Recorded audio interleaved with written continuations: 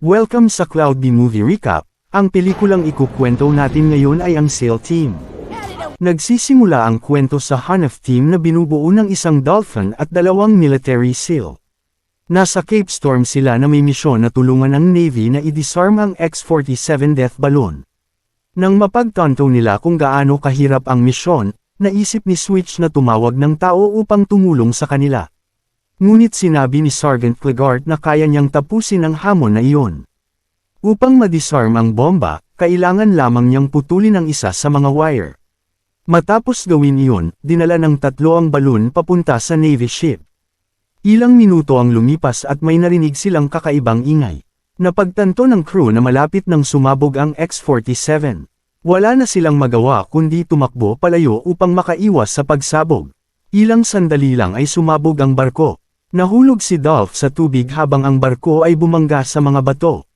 Dahil sa impact, ang dalawang SEAL ay natapon sa dagat. Habang bumabagsak, nawala kay Clegart ang kanyang Navy necklace at lumubog ito sa kailaliman ng karagatan. Lumipas ang ilang taon at sina Queen at Benji ay gumagawa ng plano upang makahuli ng kanilang pagkain.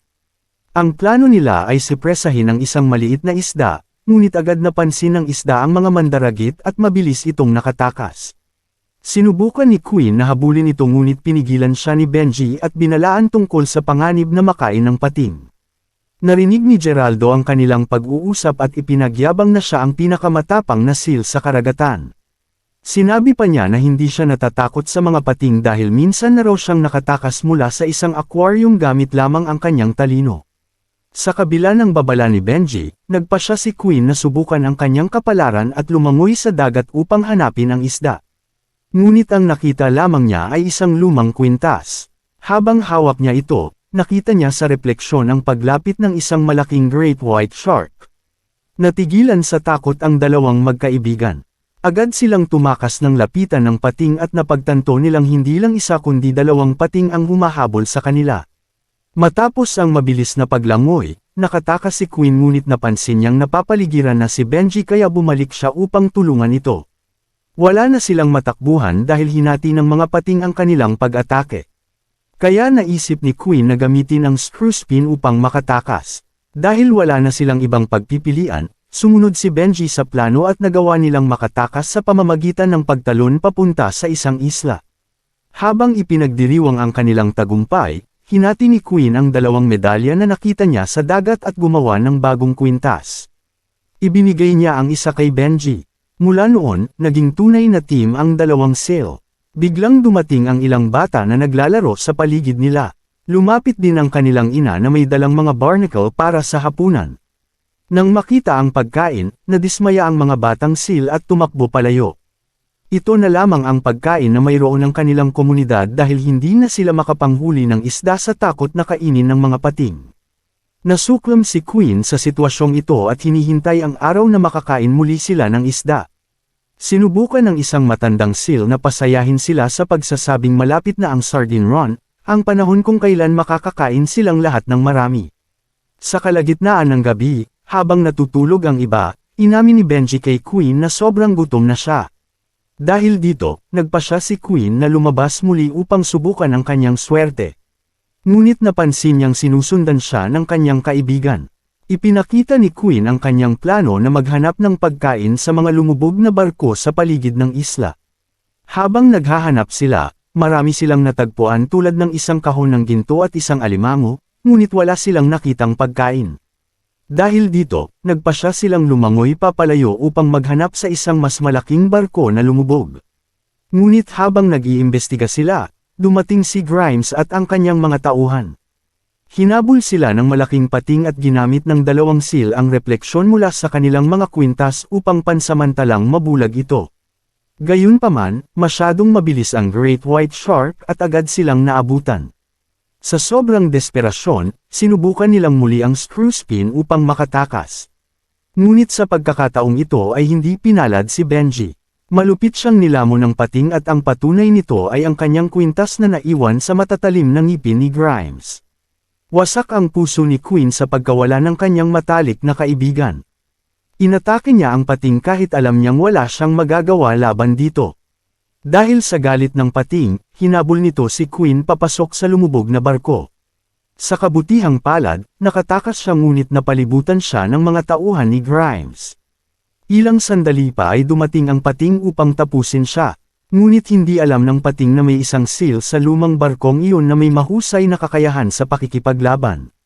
Matapos talunin ang pating, iniligtas ng seal si Queen at hinila siya pabalik sa isla. Pagkalipas ng ilang minuto, nagising si Queen sa harap ng 3 seagull. Magiliw siyang ipinakilala ni Dee sa kanyang mga kaibigang sina Roger at Mayday, isang ibon na nakatira kasama ang isang starfish. Nang tanungin kung bakit siya nasa bato, naalala ni Queen ang lahat ng nangyari at nagluksa siya sa pagkamatay ng kanyang kaibigan. Ikinwento niya na nakaligtas lamang siya dahil may matandang seal na nagligtas sa kanya mula sa pating at kinuha ang kanyang kwintas bago umalis. Nang marinig ni Dee ang buong kwento, napagtanto niya na si Clegart ang seal na tinutukoy ni Queen. Ipinakita niya kay Queen kung saan ito mahahanap. Nang mapansin ni Clegart ang presensya ng batang seal sa kanyang barko, sinubukan niya itong paalisin. Ngunit determinado si Queen na matutong lumaban at kailangan niya ang tulong nito. Sa galit, binigyan siya ni Clegart ng ilang suntok at itinapon palayo, umaasang titigil na siya. Ngunit hindi sumuko si Queen at patuloy na pinilit na maging guro niya si Clegart. Upang makumbinsi siya, ginamit ni Queen ang mga lata ng sardines bilang kapalit at sinabi na kakainin niya ang lahat kung hindi siya sasanayin ni Clegart.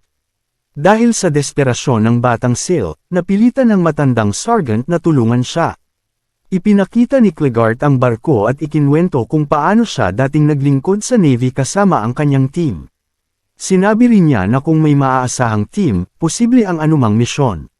Natuwa si Queen sa ideya ng pagbuo ng sariling team upang labanan ang mga pating. Ngunit agad siyang pinaalis ni Clegart sa barko. Pagbalik ni Queen sa isla ng gabing iyon, nakita niyang nagtitipon ang kanyang mga kaibigan. Tinanong ng matandang seal kung nasaan si Benji. Nang marinig ang nangyari, binaliwala lamang nito ang pagkamatay ng isa pang seal at pinayuhan silang kumain na lang muli ng barnacle. Dahil dito, nagalit si Queen, pagod na raw siyang tumakbo palayo at mag-survive lamang sa pagkain ng barnacle dahil sa takot sa mga pating. Sinubukan niyang hikayatin ang iba na sumama sa kanya ngunit walang gustong lumaban sa mga pating, kahit si Crazy Steve. Dahil sa pagkadismaya, umalis si Queen. Pagkatapos kumain ng barnacle, nakasalubong niya si Beth, isang seal na sobrang mahilig sa sardinas. Pumayag itong sumali sa team ni Queen kapalit ng pangakong makakakain siya ng maraming sardinas. Naghanap pa sila ng isa pang miyembro at nilapitan si Geraldo, na kilala bilang pinakamatapang na seal sa karagatan. Upang mapanatili ang kanyang reputasyon, pumayag siyang sumali sa grupo. Kinabukasan, pumunta ang tatlo sa barko ni Clegart upang magsanay. Kahit nagdududa sa kanilang kakayahan, tinanggap ng sergeant ang hamon at sinimulan ang kanilang matinding pagsasanay. Sa mga sumunod na araw, dumaan sila sa napakahirap na training at hindi sila binigyan ng pagkakataong sumuko. Sa huling pagsubok, kailangan nilang labanan si Bob, isang inflatable shark na sinasabi ni Clegart na pinakamapanganib na mandaragit sa karagatan. Si Geraldo ang unang lumaban ngunit agad siyang natamaan ng inflatable shark. Sumunod si Beth at nagawa niyang makaiwas sa ilang atake ngunit kalaunan ay natalo rin. Nang si Queen na ang lumaban, napagtanto niya na walang seal ang makakatalo sa pating ng mag-isa. Kailangan nilang magtulungan, kaya pinagsama-sama nila ang kanilang lakas at nahuli si Bob gamit ang lubad. Sa gabing iyon, nanaginip si Clegart tungkol sa araw na sumabog ang bomba at hindi na siya makatulog. Lumabas siya sa deck ng barko kung saan nakita niya si Queen. Tinanong ni Queen kung ano ang nangyari sa dating team ni Clegart. Ikinwento ng sergeant na matapos ang isang aksidente ay nagkahiwa-hiwalay ang kanilang grupo.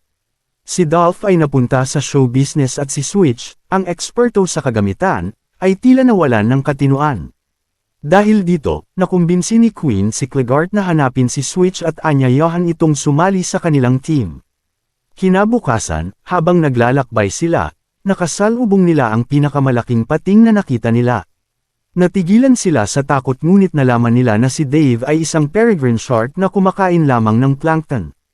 Matapos ang takot, nagpatuloy sila sa kanilang paglalakbay at narating ang barko kung saan nakatira si Switch.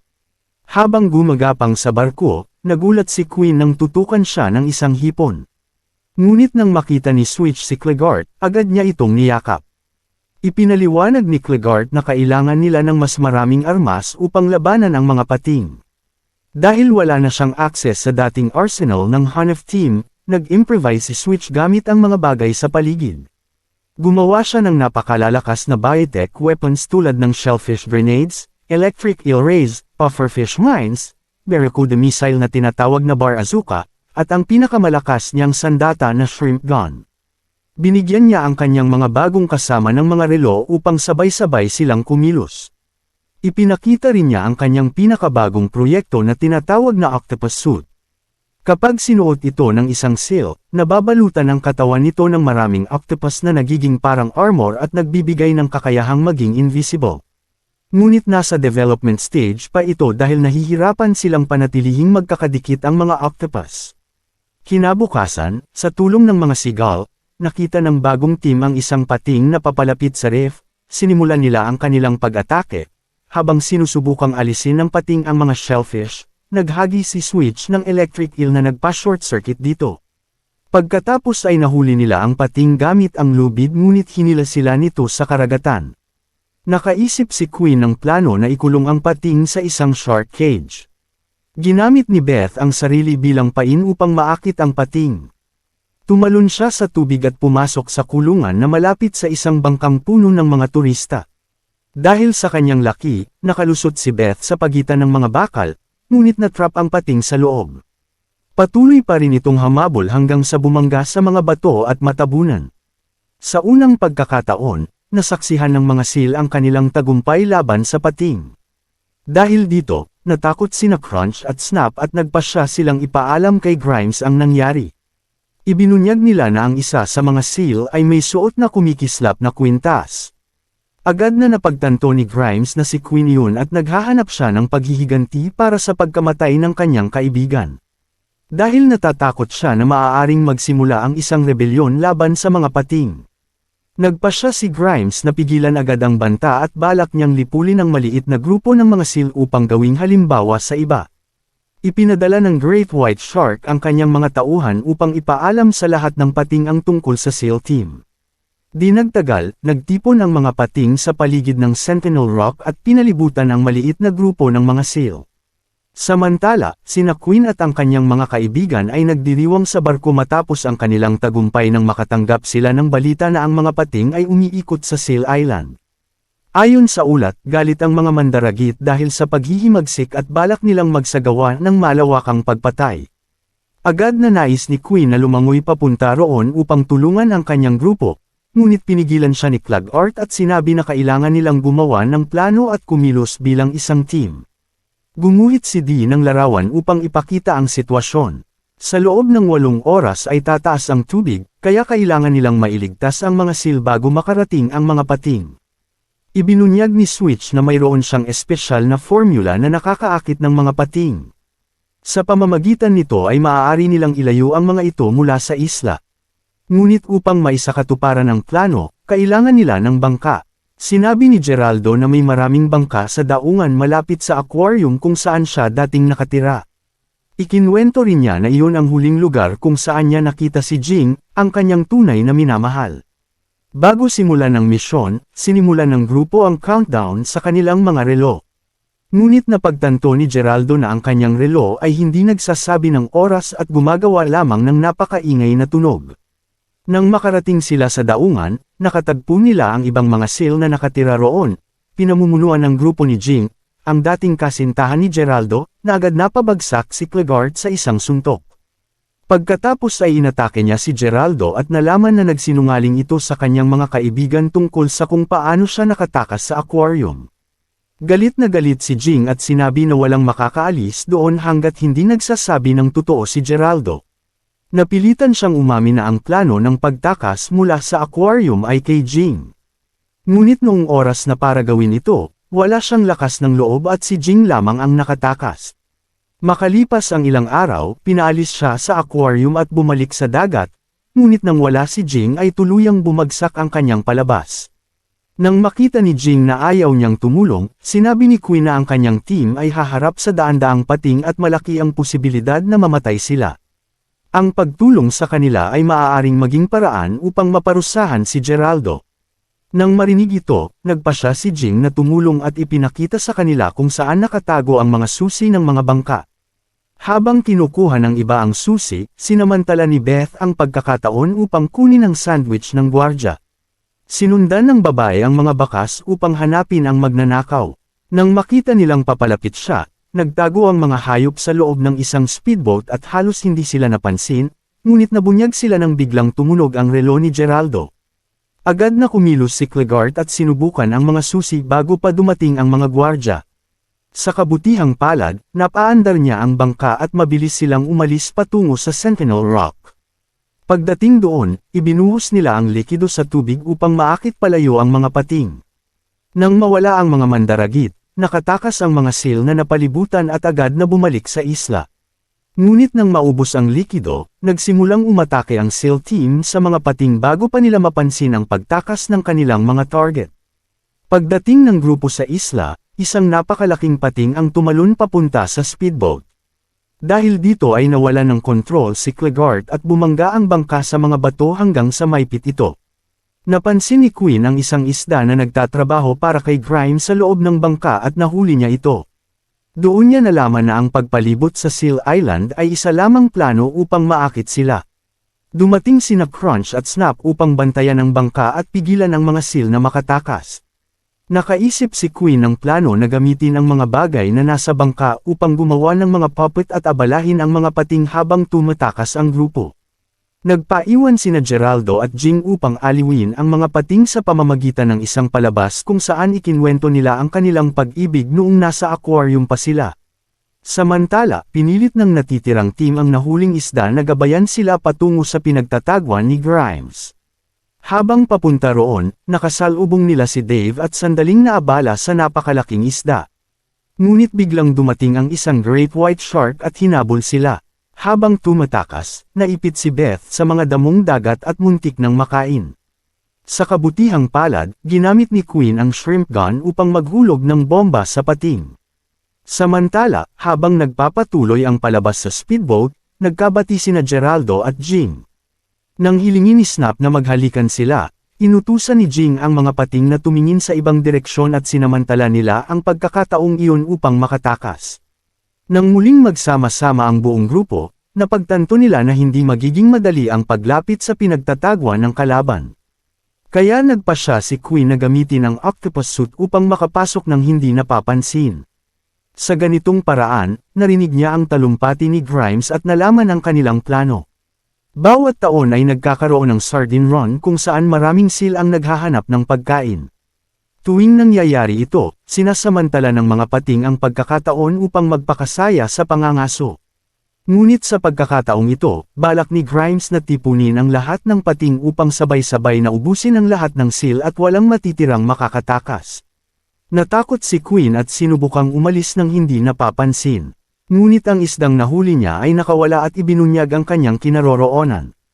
Biglang nagliwanag ang octopus suit at napansin siya ng lahat ng pating. Naghiwa-hiwalay ang mga octopus at naglabas ng itim na tinta upang lituhin ang mga mandaragit. Inakala ni Queen na makakatakas siya ngunit napalibutan siya ni Grimes at ng kanyang grupo. Habang malapit na siyang lamunin, biglang dumating si Clegart at inutusan si Queen na tumakas. Alam ng matandang seal na halos imposible na silang makaalis ng buhay mula roon, kaya nagpasya siyang gambalain ang mga pating habang tumatakas ang bata. Ibinigay ni Clegart kay Queen ang kanyang kwintas at nagpaalam. Sinubukan ni Queen na bumalik upang tulungan siya ngunit hinila siya ni na Switch at Geraldo palayo. Pagbalik nila sa barko, sinabi ni Queen ang kanyang natuklasan at ipinaliwanag na kailangan nilang babalaan ang mga seal tungkol sa paparating na ambush. Hiniling niya sa kanyang mga kaibigan na huwag siyang sundan dahil ayaw niyang may masaktan pa dahil sa kanya. Ngunit nang makarating siya sa isla, napagtanto niyang huli na ang lahat. Nasa dagat na ang mga seal at naghihintay sa pagdating ng mga sardines. Dahil dito, napilitan siyang bumalik sa barko at humingi ng tulong sa kanyang team upang protektahan ang mga seal sa panahon ng sardine run. Habang ginagawa nila ang plano, dumating ang tatlong seagull at sinabi na nawala ang mga pating. Sinuri ni Queen ang mapa at napagtanto na nagtatago ang mga ito sa isang lumang barko na eksaktong nasa daraanan ng mga sardines. Upang makarating doon ng hindi napapansin, humingi sila ng tulong kay Dave at nagtago sa loob ng kanyang napakalaking bibig. Pinasok ng SEAL team ang barko at naghiwa-hiwalay upang atakihin ang mga kalaban. Ginamit ni Geraldo ang kanyang maingay na relo upang maakit ang isang pating at ikinulong ito sa isang silid kasama ang isang lifeboat. Habang palihim silang gumagalaw sa barko, nakita nila ang napakaraming gutom na pating na naghihintay lamang ng tamang sandali upang ubusin ang lahat ng SEAL. Nakaisip si Queen ng plano na ikulong ang mga pating sa loob ng barko upang hindi sila makaalis sa pangangaso. Nang magsara ang lahat ng pinto, tumakbo si Grimes patungo sa nag-iisang bukas na daanan. Pinilit ni Jing na pigilan siya, ngunit upang hindi na muling iwan ang kanyang minamahal, pumalit si Geraldo sa kanyang lugar at inutusan si Jing na tumakas. Habang tumatakas ang grupo, hinabol sila ni Grimes. Galit na galit si Beth at inatake ang mata ng pating, ngunit nahuli pa rin sila at ikinulong sa isang container upang kainin mamaya. Nakita ni Queen ang kanyang mga kaibigan na hinahabol ngunit wala siyang magawa upang tulungan sila. Kahit maliit ang tsansa na mabuhay, nagsama-sama ang team upang buksan ang pinto at sa wakas ay nailigtas sila ni Geraldo. Agad na umatake si Beth habang nagbibigay ng suporta si Switch gamit ang mga electric eel. Sumali rin sa laban ng mga seagull at sumisid upang atakihin ang mga pating. Sina Geraldo at Jing ay nagtulungan upang makaligtas at ipagpatuloy ang kanilang kwento ng pag-ibig. Ginamit ni Queen ang shrimp gun upang pabagsakin ang mga pating, ngunit nang maubos ang bala ay inatake siya ng isang laser. Ginamit niya ang kwintas na ibinigay ni Clegard upang ibalik ang sinag sa kalaban. Sa kabila ng lahat ng pagsisikap, napalibutan pa rin ang mga SEAL at tila wala ng pag-asang makatakas. Biglang dumating si Clegard sakay ng kanyang lumang barko. Humingi siya ng paumanhin sa kanyang pagkaantala at sinabi na nagdala siya ng tulong. Si Dolph ang Dolphin ay gumamit ng daan-daang lata ng sardines bilang armas upang atakihin ang mga pating at paalisan ang mga ito. Sumakay ang mga SEAL sa barko ngunit hindi pa rin sumusuko si Grimes. Sinubukan niyang hulihin si Queen at nahawakan pa ang kanyang kwintas. Nang makita ng mga SEAL na nasa panganib ang kanilang kaibigan, nagkaisa silang tulungan siya. Nakawala si Queen mula sa pating at nang mahulog si Grimes sa tubig, tinamaan siya ng propeller ng barko at tuluyang natalo. Ilang buwan ang lumipas at patuloy na binabantayan ng grupo ang isla. Dahil sa kanilang ginawa, na-inspire ang mga batang SEAL na gawin din ito kapag sila ay lumaki. Mula noon, hindi na muling naglakas loob ang mga pating na lumapit sa lugar. At kung may magtangkang sumubok, haharapin nila ang galit ng SEAL team.